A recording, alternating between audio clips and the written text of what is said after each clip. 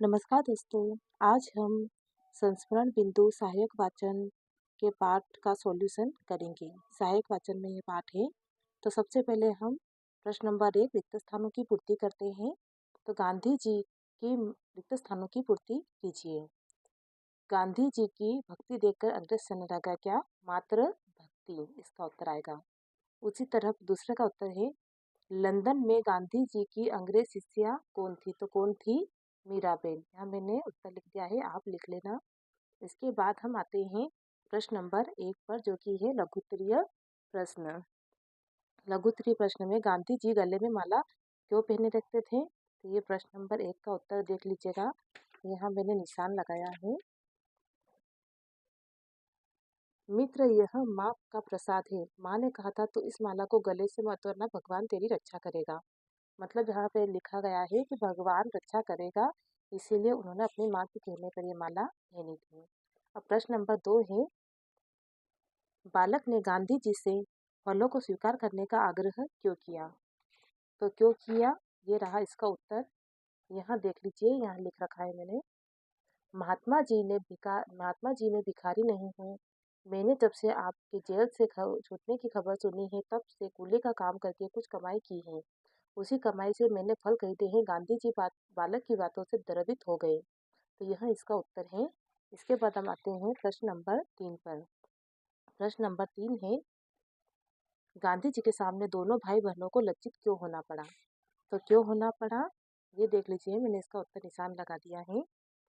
तुम दोनों अपनी अपनी देसी भाषाओं की हिंसा कर रहे हो, अंग्रेजी के गुलाम बने हो। ऐसा लगता है आज हम आज़ादी के लायक नहीं हुए। मैं अंग्रेजों को बुरी नहीं मानता, पर मतलब यह नहीं है कि हम अपनी मातृभाषा और राष्ट्रभाषा का तिरस्कार कर दें।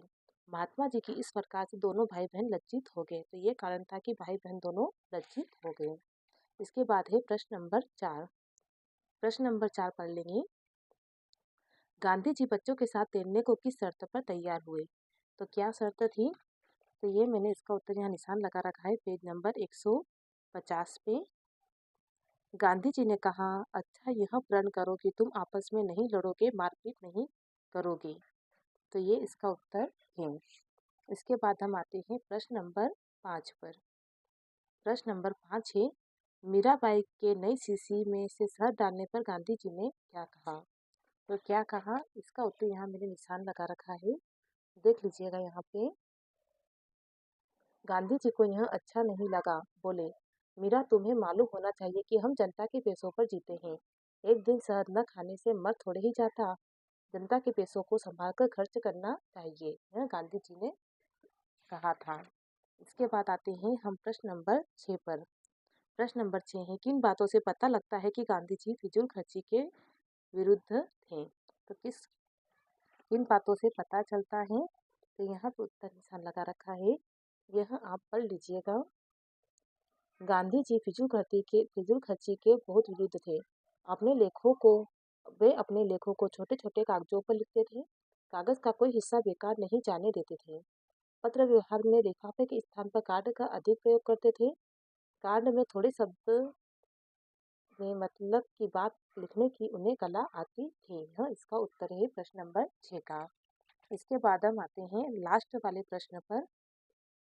प्रश्न नंबर 7, कस्तूरबा और महादेव भाई पर गांधी जी किस घटना के कारण नाराज हुए? कस्तूरबा और महादेव भाई देसाई पर गांधी जी किस घटना के कारण नाराज हुए? तो यह रही ऊपर घटना, मैंने निशान लगा दिया है, देख लीजिएगा इसका उत्तर। गांधी जी अपने सिद्धांत के बड़े पक्के थे। हरिजनों को अछूत करना उन्हें पसंद नहीं था।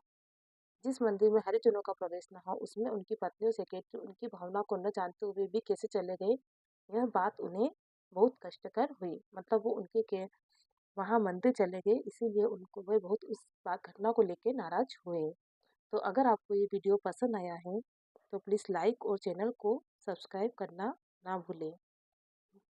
धन्यवाद।